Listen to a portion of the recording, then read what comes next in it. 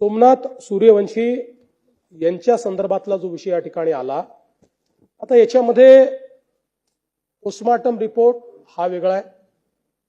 Postmortem ज्यावेळेस आपण करतो त्यावेळी आव्हाडसाहेब विसेरा हा प्रिझर्व करतो.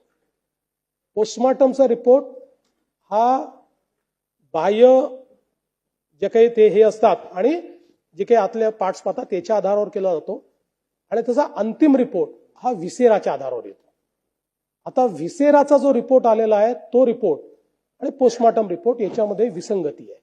तथापि या ठिकाणी जोपर्यंत जस्टिस अचलिया कमिटी आतापर्यंत ज्यांनी या संदर्भातले रिपोर्ट दिले त्यांनी पोस्टमार्टम रिपोर्टचा आधार घेतला, कोणी विसेराचा आधार घेतलेला नाही.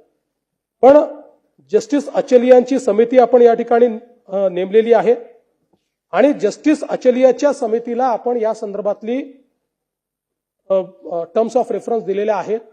मी आपल्याला सांगतो, निश्चितपणे जर याच्यामध्ये सोमनाथ सूर्यवंशी यांच्या मृत्यूच्या संदर्भात पोलिसांच्या मारहाणीत तो मृत्यू झाला किंवा त्याच्यामुळे तो मृत्यू झाला असं अचलिया कमिटीच्या रिपोर्टमध्ये आलं तर विसेरात काय आहे हेही बाजूला ठेव आणि त्या पोलिसांवर कारवाई केली जाईल.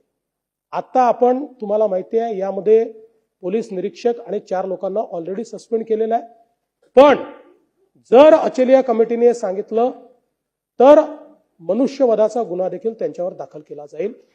आता त्यातला प्रश्न एवढाच आहे की विसेरा आणि मूळ रिपोर्ट याच्यामध्ये विसंगती आहे.